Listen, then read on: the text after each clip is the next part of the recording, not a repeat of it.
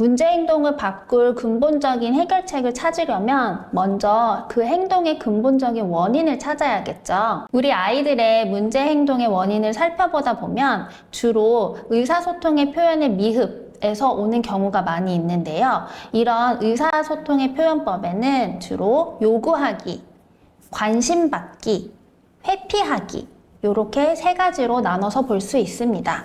한 가지 예시를 들어볼게요. 아이가 가정에서 블럭놀이를 하고 있는데 엄마가 이제 그만하고 목욕하러 가자 라고 이야기했어요. 그랬을 때 우리 아이가 크게 소리를 지릅니다.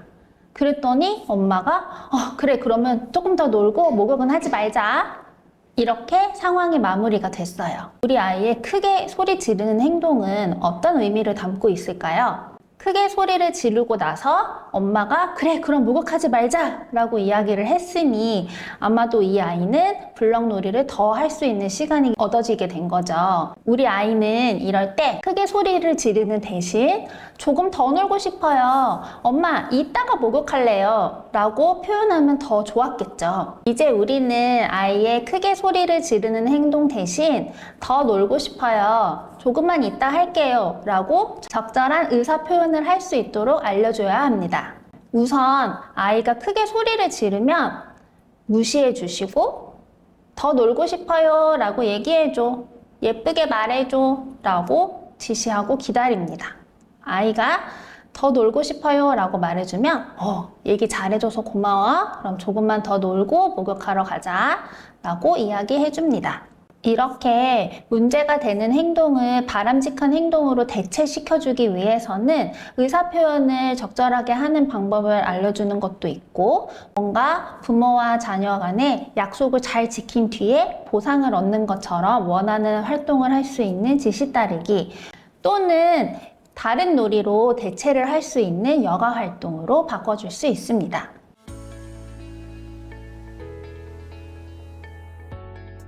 네, ABA에서는 모든 행동에는 이유가 있다라고 이야기를 하는데요. 그래서 이거를 행동의 기능이라고 표현을 합니다.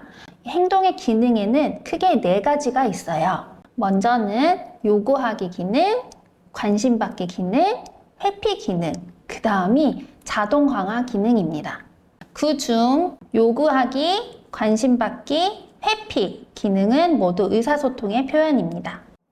먼저 요구하기 기능은 말 그대로 뭔가를 얻고자 하기 위해 하는 행동입니다. 아이가 태블릿으로 재미있는 영상을 보고 있어요. 엄마가 그만하라면 태블릿을 가져가니 아이가 울어요.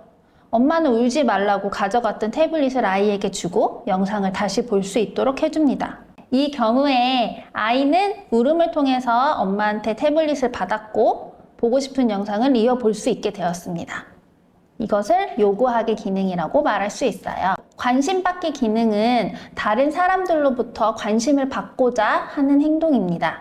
엄마는 부엌에서 식사를 준비하고 형제는 거실에서 함께 놀고 있어요.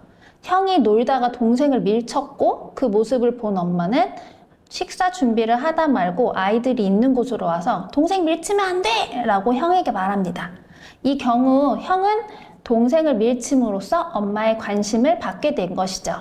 일반적으로 부모님들이 아이들에게 뭐뭐 하지 마! 라고 이제 이야기를 하는 게 부모님 입장에서 생각하기에는 이렇게 내가 혼을 내면 아이가 혼나기 싫어서 더 이상 그 행동을 하지 않겠지? 라고 생각하실 수도 있어요. 하지만 막상 아이 입장에서는 엄마한테 혼났다 라는 생각보다는 와! 내가 엄마한테 관심을 받았어! 라고 생각하고 더 좋아할 수 있습니다.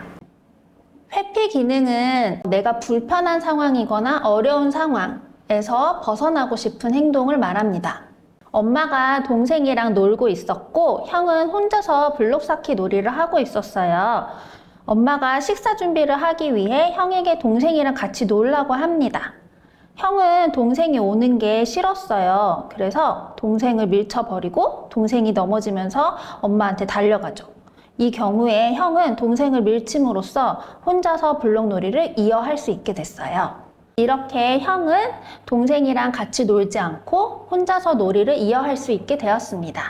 동생을 밀치는 행동은 회피 기능이라고 볼 수 있습니다. 마지막으로 자동 강화 기능인데요. 자동 강화 기능은 그 행동 자체가 그 아이에게 즐거움이 되는 어떤 강화제 역할을 하는 그런 행동을 말합니다. 제자리에서 빙글빙글 도는 것을 좋아하는 아이가 있는데요. 이 경우에 빙글빙글 도는 행동 자체가 강화제가 돼서 반복하게 되는 것을 말할 수 있습니다. 이렇게 행동의 기능을 크게 4가지로 분류해 보았는데요. 사실 실제로 생활을 하다 보면 이 행동은 단 하나의 기능만을 가지고 있는 경우는 드물 수도 있어요. 요구하기와 함께 회피 기능이 같이 나올 수도 있고 자동 강화와 함께 관심받기 기능이 동시에 일어날 수도 있습니다. 이렇게 복합적으로 행동이 이루어질 수도 있기 때문에 유념해서 잘 분석해야 합니다. 우리가 아이의 행동을 파악하기 위해서 기능 행동 평가라는 걸 하게 되는데요. ABC 분석을 통해 기능 행동 평가를 할 수 있습니다. ABC 분석은 행동, 즉 B를 하기 전에 앞 상황 A와 행동 B를 한 후에 뒷 상황 C를 갖고 행동의 기능, 즉 이유를 찾는 방법입니다. 아이들이 흔히 하는 소리 지르기나 떼쓰기와 같은 행동도 상황에 따라 다른 기능을 가지고 있을 수가 있어요. 그래서 이런 기능 행동 평가를 할 때에 우리는 ABC 분석을 통해 어떤 기능을 가지고 있는지 확인할 수 있어요. ABC 분석을 통해 우리가 행동의 기능을 알게 되면 그 행동을 수정할 수 있는 힌트를 찾을 수가 있어요. 먼저는 행동의 앞 상황을 바꿔줌으로써 행동을 예방할 수 있고요. 그 다음에 바람직한 행동으로 대체할 수 있는 행동을 알려줌으로써 문제가 되는 행동을 줄일 수 있습니다.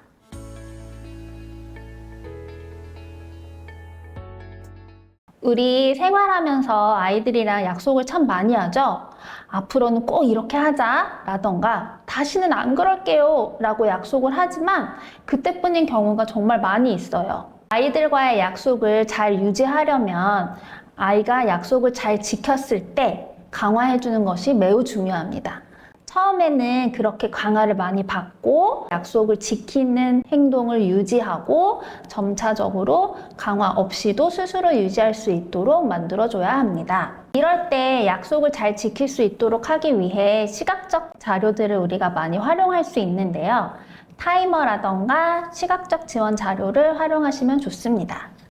그 중에 행동 계약이라는 게 있어요. 행동 계약은 부모와 아이가 서로 문제가 되는 행동에 대해서 의논을 통해 약속을 정하는 건데 정해진 약속을 지켰을 때 어떤 강화를 받을 것인지 또 약속이 지켜지지 않았다면 어떤 페널티를 받게 될 것인지 이런 내용들을 아이와 함께 의논해서 계약서처럼 작성하는 과정입니다. 행동 계약서를 작성할 때는 반드시 아이와 함께 하는 게 중요해요. 계약서 내용에는 무엇을 하면 안 되는지, 대신에 어떤 행동을 할 수 있는지 아이와 얘기해서 구체적으로 정합니다. 또 약속을 지킬 기간도 정해주세요. 그리고 이 약속이 잘 이행되고 있는지 안 되고 있는지 체크할 사람도 정해주세요. 약속을 모두 지켰을 때 없는 강화제도 무엇으로 할지 우리 아이와 함께 정해주세요. 또 약속을 못 지켰을 때의 페널티도 같이 정합니다. 마지막으로 아이의 동의를 구하고 서로 사인을 해서 계약을 완성합니다. 행동 계약서는 아이와 함께 작성하는 것도 중요하지만 이행이 되고 있는지 체크하는 과정이 정말 중요합니다. 작심삼일이라고 하죠. 약속만 해놓고 이행이 되고 있는지 안 되고 있는지 체크를 하지 않으면 그 약속은 유지되기가 어려워요. 그렇기 때문에 아이와 부모가 함께 오늘 어땠는지 체크하는 과정을 반드시 필요합니다. 약속이 잘 유지되도록 하려면 처음부터 너무 긴 기간을 잡으면 어렵습니다. 처음에는 기간을 짧게 잡고 약속이 유지되는 것을 지켜보면서 점차 기간을 늘려가도록 합니다. 이번 시간은 민정윤 소장님과 함께 문제 행동을 근본적으로 바꾸는 해결책과 아이가 문제 행동을 하는 이유, 그리고 아이가 약속을 잘 지키게 하는 방법으로 행동계약서 작성법을 알아보았습니다. 1. 문제 행동을 바꾸는 근본적인 해결책. 아이가 그 행동을 통해 진짜 하고 싶은 말이 무엇인지 행동의 기능 파악하기. 행동의 기능은 대부분 의사소통의 표현인데 요구 기능, 관심받기 기능, 회피 기능이 있습니다. 이와 함께 자동 강화 기능이 있습니다. 2. 아이가 문제 행동을 하는 이유가 있나요? ABA에서는 모든 행동에는 반드시 이유가 있다고 말합니다. 행동의 기능을 알기 위해서는 ABC 분석을 통해 문제 행동의 이유를 찾을 수 있습니다. 행동의 원인을 찾은 후 다음에는 문제가 되는 행동을 하는 대신 적절한 대체 행동을 할 수 있도록 알려줘야 합니다. 3. 아이가 약속을 잘 지키게 하는 방법은? 먼저 아이들이 약속을 잘 지켰을 때 반드시 강화해주는 것이 좋습니다. 타이머와 같은 시각적 지원 자료를 활용하는 것을 추천합니다. 행동 계약서를 작성하는 방법도 있습니다. 행동 계약서를 작성할 때는 반드시 아이와 함께 작성해 주세요. 아이의 문제 행동의 원인을 분석하고 파악하면 우리 아이의 마음을 이해할 수 있습니다. 어려워하거나 포기하지 마시고 오늘부터 함께 시작해 보세요. 마음 책방은 우리 부모님의 마음을 항상 응원합니다. 우리 아이의 문제 행동이 사회적으로 영향을 미치는 거에 대해서 생각해 볼 때에는 아이 자신이나 상대방에게 위해를 가하는 행동인가? 아이 자신 혹은 상대방의 건전한 행동을 방해하거나 제한하는 행동인가? 아이 자신 혹은 상대방의 학습이나 사회활동을 방해하는 행동인가를 알아보는 것입니다. 또 문제가 되는 행동의 원인을 알아보기 위해 ABC 분석을 하다 보면 우리가 처음 생각했던 문제 행동 이전에 전조 행동을 발견할 수 있어요. 그럴 때는 전조가 되는 행동부터 중재하면 더 큰 문제 행동을 예방할 수 있습니다. 이렇게 ABC 분석 없이 문제 행동의 원인을 추측하거나 해서 문제 행동을 수정하려고 하면 예상치 못한 더 큰 행동으로 이어질 수 있으니 꼭 주의해야 합니다.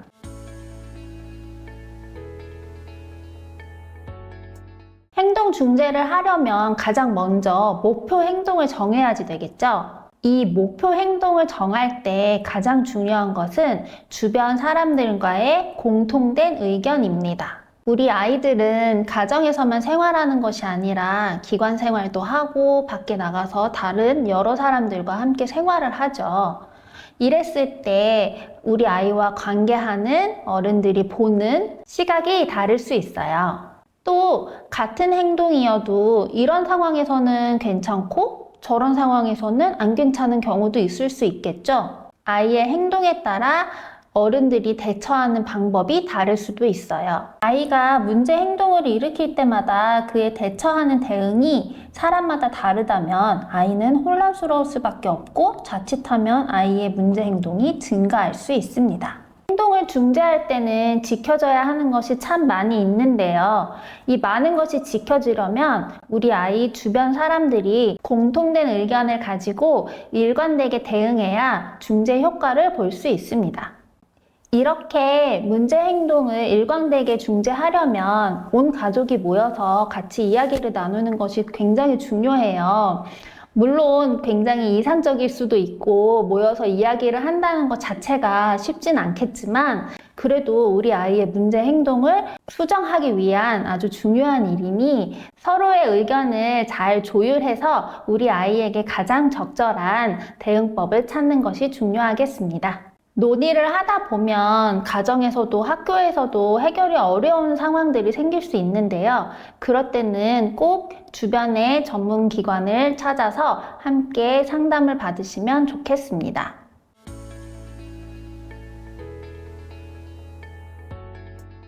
우리 아이가 문제 행동을 하는 원인을 파악하기 위해서는 ABC 분석을 꼭 해야 합니다. ABC 분석을 가장 먼저 하는 이유는 ABC 분석을 통해서 우리가 아이의 행동의 원인을 찾을 수 있기 때문입니다. 또 문제가 되는 행동의 기능, 즉 이유를 파악하려면 그 행동 자체만 보면 안 되기 때문에 행동이 일어난 앞 상황과 뒷 상황을 같이 봐야 합니다.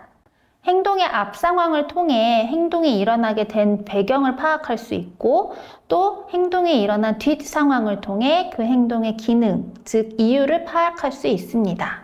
ABC 분석을 통해서 문제 행동의 기능을 파악하게 되면 문제 행동을 예방할 수 있고 문제 행동을 대체할 수 있는 바람직한 행동을 찾을 수 있습니다.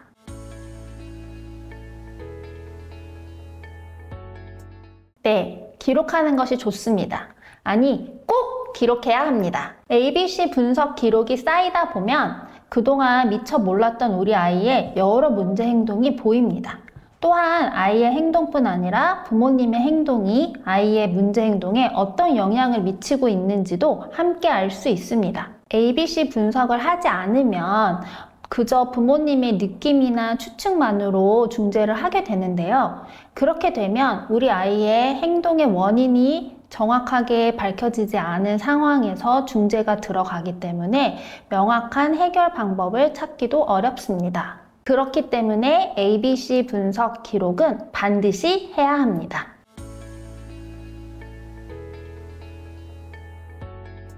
ABC 분석을 통해서 행동의 원인을 찾을 수 있다고 했는데요. 행동 관찰 시트는 ABC 분석을 조금 더 구체적으로 쓰게 되는 양식입니다. 행동 관찰 시트는 ABC 분석에서 조금 더 구체화된 양식이라고 말씀드렸는데요. ABC 분석은 아이의 행동, 즉 B, 행동의 앞 상황, 즉 A, 행동의 뒷 상황, 즉 C를 기록해서 분석하는 것입니다.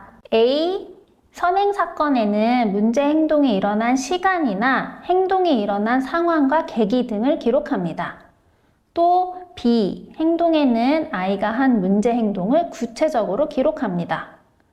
C, 결과에는 아이가 문제가 되는 행동을 한 뒤에 어떤 대응을 했는지 기록합니다. 여기서 멈추지 말고 우리가 한 대응 방법 뒤에 아이의 행동의 결과를 한 번 더 기록하면 아이 행동의 기능을 파악하기 더 쉽습니다. 이런 내용을 행동 관찰 시트에 기록하고 행동 관찰 시트를 일주일 정도 쭉 기록을 하시다 보면 더욱더 명확한 우리 아이의 행동의 원인을 찾으실 수 있습니다.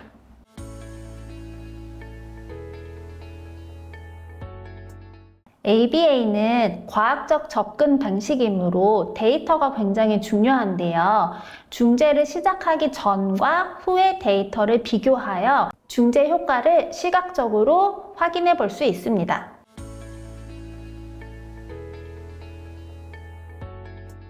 네, 온종일 아이의 행동을 관찰하고 기록하는 건 너무 힘든 일이에요. 한 방법으로 중재 전과 후의 행동의 발생 유무를 기록하는 방법이 있습니다. 발생 유무를 시간대로 나눠서 강도나 빈도를 기호로 정해서 기록할 수도 있고 횟수를 기록할 수도 있습니다. 또 행동의 형태에 따라 빈도보다는 지속 시간이나 바람직한 행동을 수행하기까지 걸린 시간을 기록하는 방법도 있습니다. 만약 할머니, 할아버지도 같이 양육을 하는 상황이라면 할머니, 할아버지의 기록도 필요한데요. 이때는 기록하는 사람들이 무엇을 어떻게 기록을 하는지 그 기준을 명확하게 정해놓고 하는 것이 중요합니다. 그리고 각자의 상황과 시간대가 다르니 돌아가면서 시간대를 정해두고 기록해 보는 것도 방법입니다. 행동 중재를 통해 그 중재 효과를 확인하려면 중재 전과 후의 기록이 매우 중요한데요. 이것은 문제 행동이 줄었다라는 것을 눈으로 확인할 수 있어야 하기 때문입니다. 행동 중재 전과 후의 기록이 없으면 중재 효과를 알아보기가 어렵습니다. 힘드시겠지만 중재의 효과를 확인하기 위해서는 기록이 꼭 필요합니다. 이번 시간은 민정윤 소장님과 함께 행동중재 기록법에 대해 알아보았습니다. 다시 한번 정리해 보겠습니다. 1. 문제 행동이 한두 개가 아닌데 무엇부터 중재해야 하나요? 우리 아이의 문제 행동이 사회적으로 영향을 미치는 행동을 먼저 확인해야 합니다. 2. 행동 중재를 시작할 때 무엇부터 해야 하나요? 가장 먼저 목표 행동을 정해야 합니다. 목표 행동을 정할 때 가장 중요한 것은 주변 사람들과의 공통된 의견입니다. 3. 왜 행동 중재의 시작이 ABC 분석인가요? ABC 분석을 통해 아이의 문제 행동의 원인을 찾을 수 있기 때문입니다.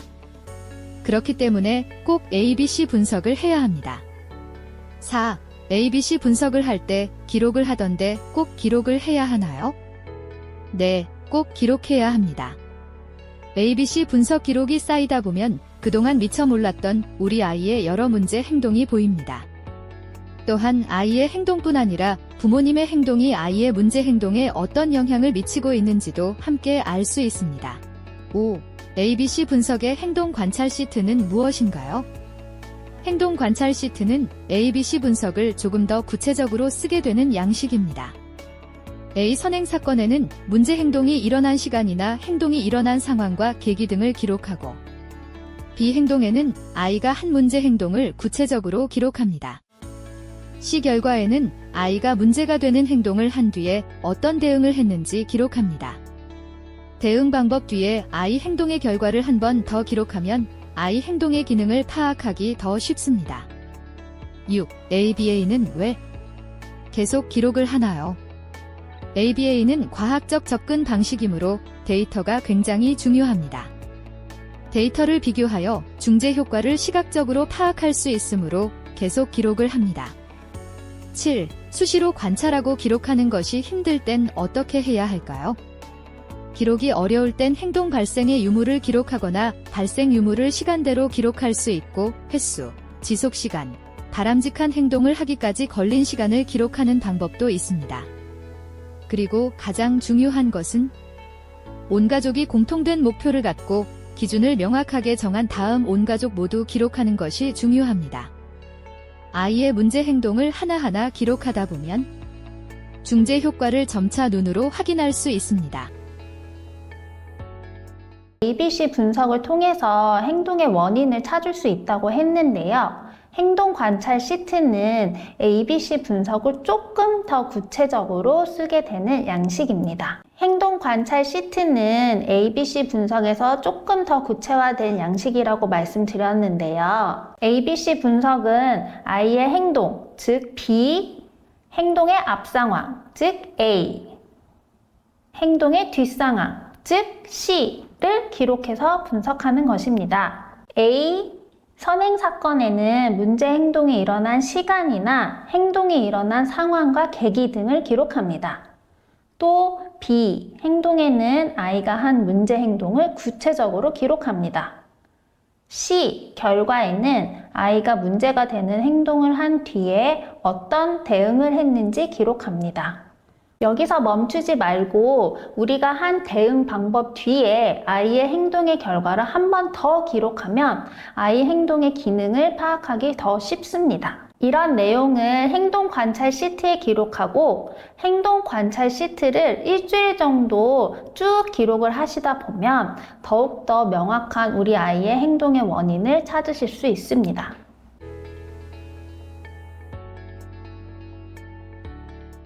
전략 시트는 행동 중재를 하기 전에 어떤 전략으로 중재를 할 것인지 그 계획을 세워가는 과정을 기록하는 양식입니다. 전략 시트대로 작성을 하면 아이의 문제 행동이 어떤 상황에서 일어나고 그 행동이 어떤 결과로 이어지는지 또 어떤 대책을 세우면 좋을지를 정리할 수 있습니다. 전략 시트를 작성하려면 먼저 목표 행동을 정하고 그 행동이 일어나는 사건들을 종합하여 ABC 분석을 기록합니다. 그런 다음 문제 행동이 일어나지 않도록 사전에 대응책을 연구하고 대체할 수 있는 바람직한 행동을 고민하여 강화할 방법을 세웁니다.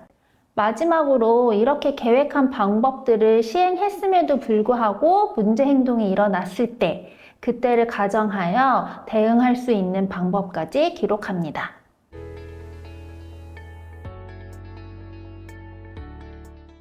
행동 관찰 시트와 전략 시트는 한마디로 그 역할이 달라요. 행동 관찰 시트로는 우리가 문제 행동의 원인을 파악할 수 있고요. 문제가 되는 행동이 언제, 왜, 어떻게 일어나는지를 파악하는 역할을 합니다. 문제 행동이 자주 일어나는 시간대, 행동이 일어나는 상황, 행동의 기능, 즉 이유를 파악할 수 있습니다.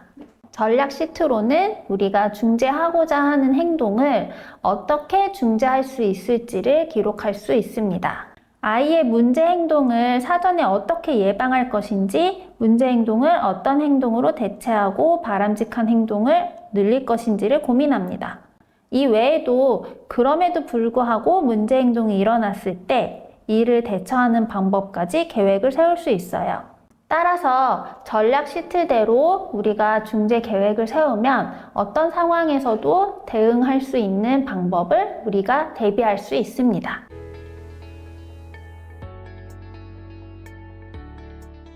아프리카 속담 중에는 한 아이를 키우려면 온 마을이 필요하다라는 말이 있습니다.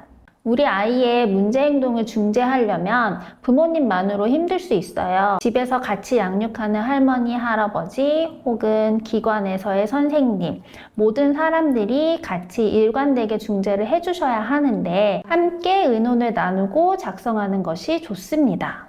함께 의논하여 작성을 하게 되면 일관된 중재 방법을 사용할 수 있음은 물론이거니와 전략 시트의 활용도도 높일 수 있습니다.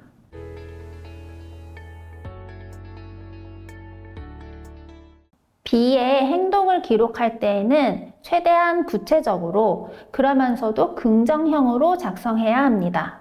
엄마가 그림책을 보는 아이한테 식탁에 있는 컵 가져와 지시했는데 아이가 지시를 따르지 않았습니다. 이럴 때 지시를 따르지 않는다 라고 작성하지 않고 지시를 따르지 않고 하던 행동을 이어서 한다 라고 구체적으로 작성합니다. 상황에 따라 기록하는 사람이 중간에 바뀔 수 있습니다. 만약 이 기준이 바뀌면 정확하게 기록할 수 없게 돼요. 따라서 구체적이면서 긍정형으로 행동을 기록합니다.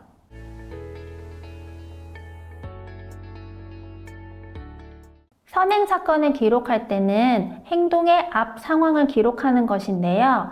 언제, 어디서, 누구와 함께 있을 때 어떤 상황이었는지를 기록합니다. 선행 사건을 작성하면 행동을 예측할 수 있고 냉정하게 중재할 수 있는 방법을 찾을 수 있고 또 사전에 대응책을 마련할 수 있어요. 선행 사건을 기록할 때 한 가지 더 작성하면 좋은 부분이 있는데요.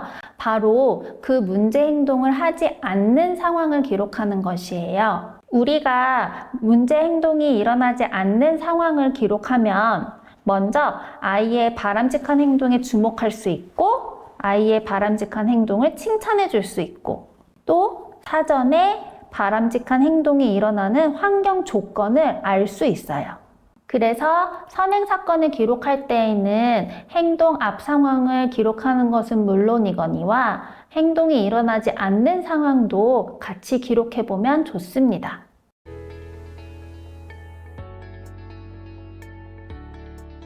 다음은 행동 B의 뒷상황, 즉 C, 결과를 작성할 때의 핵심입니다. 결과를 기록하면 문제 행동을 강화하는 요인을 예측할 수 있고 동시에 강화되지 않도록 막을 수 있습니다.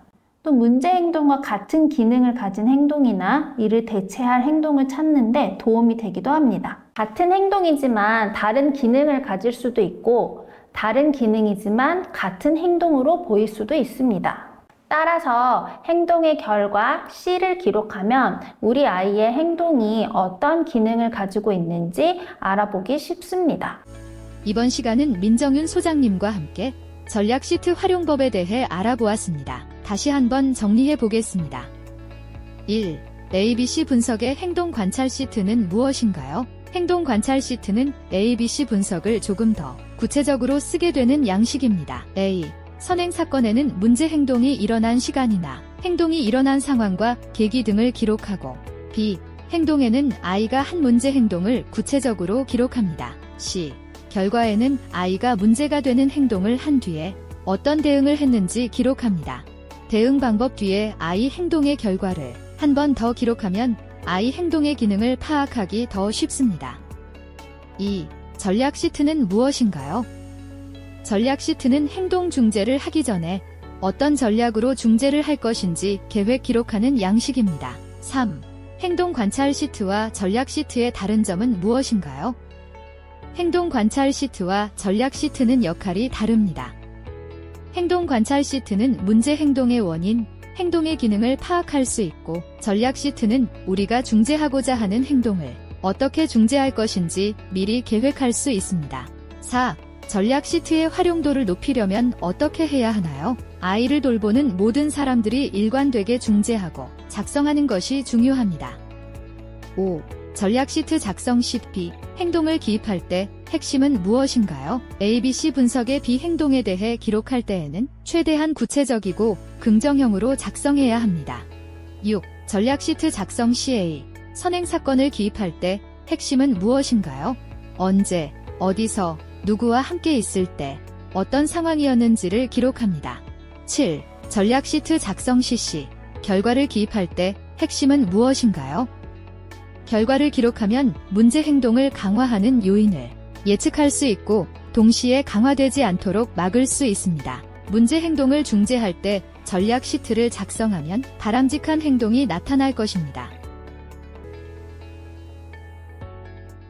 이제 아이의 행동 기능을 알았다면 어떻게 중재할 것인지에 대해 알아봐야 하는데요. 먼저 사전 대응책 연구입니다.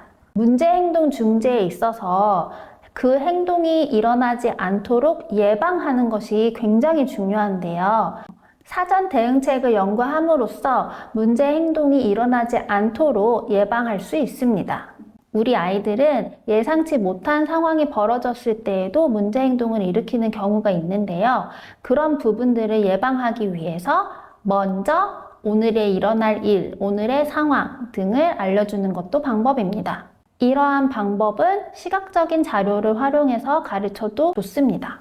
또 문제 행동을 유발하는 요인이 주변에 있으면 미리 제거합니다. 예를 들어 아이가 숙제를 해야 하는데 옆에 태블릿이 있으면 숙제를 하다 말고 태블릿을 하는 경우들이 있죠. 그런 상황들을 대비해서 공부하기 전에 태블릿을 미리 치워줍니다. 또 아이가 해야 하는 과제의 양이나 레벨을 미리 낮춰서 줄 수 있습니다. 행동 계약서를 통해 미리 약속을 하는 방법이 있습니다. 행동 계약을 통해 우리 아이와 약속한 내용을 먼저 이야기를 나눈다면 아이도 계약한 내용을 상기할 수 있습니다. 이때 아이가 약속을 지키면 어떤 강화물이 기다리고 있는지 알려주면 행동의 동기를 높일 수 있습니다. 또 아이에게 선택지를 제시함으로써 문제 행동을 예방할 수 있습니다. 사전 대응책을 작성할 때에는 이 방법이 정말 필요한가? 이 방법이 효과적일까? 라는 생각을 하면서 적는다기보다는 일단은 모든 아이디어를 다 적는 것이 중요합니다.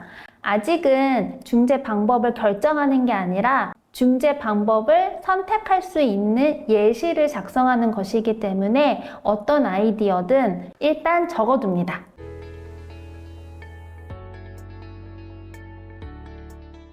다음은 바람직한 행동을 기입하는 방법인데요. 우리가 바람직한 행동을 알려줄 수 있는 방법이 3가지가 있어요. 의사소통 기술, 지시 따르기 기술, 그리고 여가 활동입니다. 의사소통 기술은 아이가 가지고 있는 문제 행동의 기능에 따라 아이에게 적절한 의사소통 방법을 알려주는 것입니다. 또 지시 따르기 기술은 사전에 일과표와 같은 시각적 자료를 활용하여 아이와 약속을 정하고 계획된 일을 다 한 뒤에 하고 싶은 것을 하도록 하는 것입니다.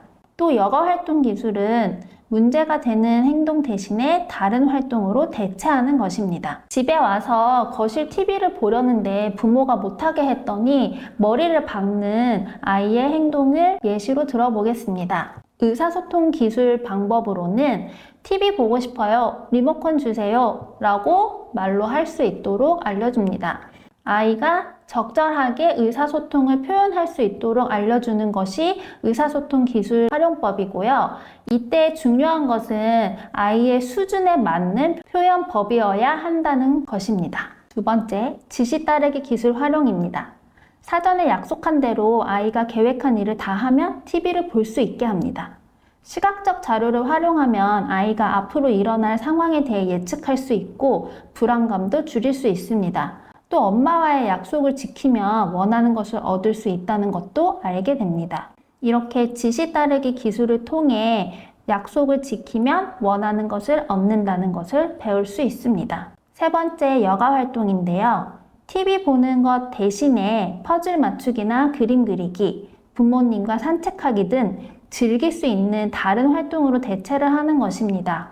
이때 유의해야 할 점은 바람직한 행동과 문제 행동이 동시에 일어날 수 없는 행동으로 선택하는 것입니다. 또 바람직한 행동은 문제 행동이 일어났을 때만 가르치는 것이 아니라 우리 아이의 컨디션이 좋거나 잘 배울 수 있는 환경일 때 많이 알려주셔야 합니다. 평소에 바람직한 행동을 많이 배우면 정작 문제 행동이 일어났을 때 대처하기 쉽습니다. 다음은 강화 방법입니다.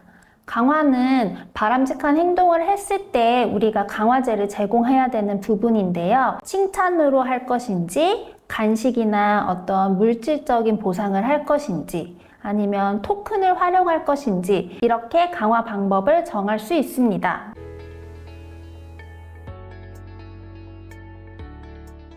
전략 시트를 통해서 사전에 대응할 수 있는 방법, 바람직한 행동을 가르칠 수 있는 방법들을 계획했는데 이런 방법들을 사용했음에도 불구하고 우리 아이가 문제 행동을 일으키는 경우가 있을 수 있어요. 그럴 때는 당황하거나 화내지 마시고 덤덤하게 우리 아이가 해야 할 행동을 알려주세요. 부모님이 당황하거나 아이를 빨리 진정시키려고 원하는 요구를 들어주게 되시면 아이의 문제 행동이 더욱 강화되는 상황이 생깁니다. 문제 행동이 일어나면 우선 차분하고 덤덤하게 아이가 바람직한 행동을 할 수 있도록 도와주세요. 아이가 바람직한 행동을 하면 그때는 평소보다는 낮은 톤으로 칭찬을 해줍니다. 그런데 아이가 너무 흥분을 해서 바람직한 행동을 할 수 있도록 도와줄 수 없는 상황이 있을 수도 있어요. 그럴 때는 우리 아이가 진정할 때까지 먼저 기다려줍니다.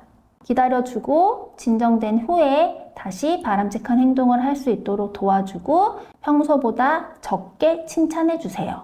아이가 크게 흥분할 수 있는 상황을 대비해서 아이가 진정할 수 있는 기술들을 알려주는 것도 매우 중요한데요. 크게 숨을 쉰다거나 술을 샌다거나 또는 이렇게 깍지를 낀다던가 아이가 진정이 될 수 있는 보들보들한 이불을 주신다던가 이런 식으로 아이가 진정을 찾을 수 있는 방법을 알려주시는 것도 중요합니다.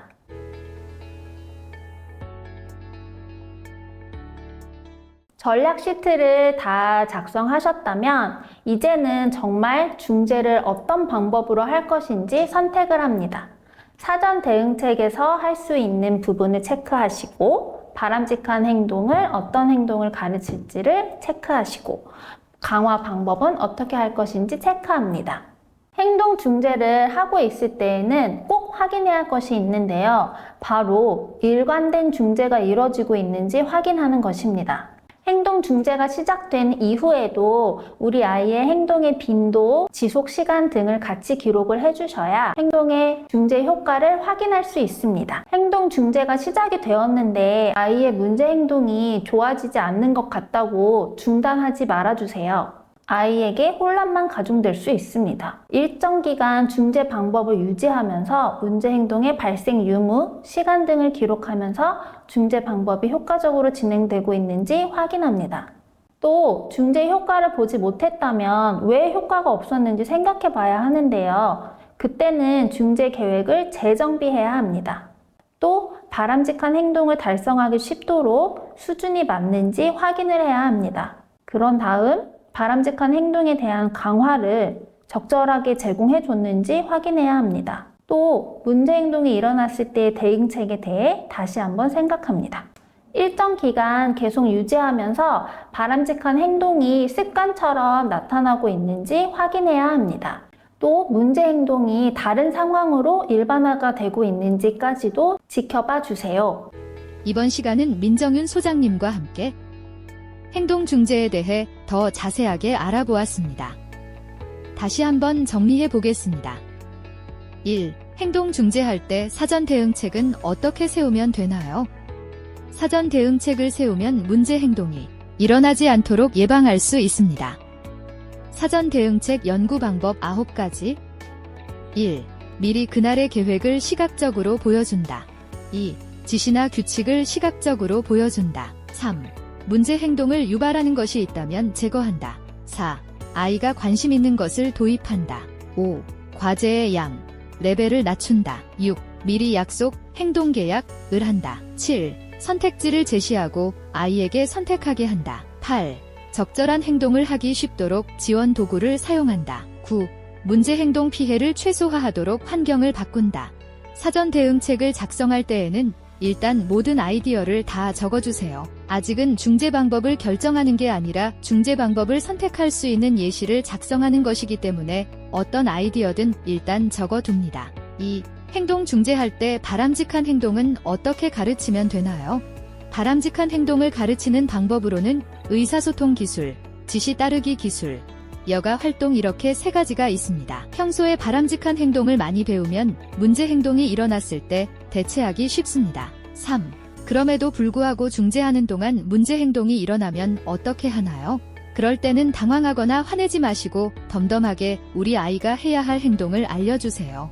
4. 행동 중재를 하고 있을 때 유의해야 할 사항은 중재 방법을 일관되게 유지하면서 문제 행동의 유무, 시간 등을 기록하고 중재 방법이 효과적으로 진행되고 있는지 확인합니다. 중재 방법이 효과가 없다고 생각될 때에는 다시 중재 계획을 재정비하고 바람직한 행동을 달성하기 쉽도록 레벨을 낮춰주세요. 그 다음 바람직한 행동에 대한 강화를 더 효과적으로 바꾸고 문제 행동이 일어났을 때 대응책에 대해 다시 생각해야 합니다. 구독과 좋아요는 큰 힘이 됩니다.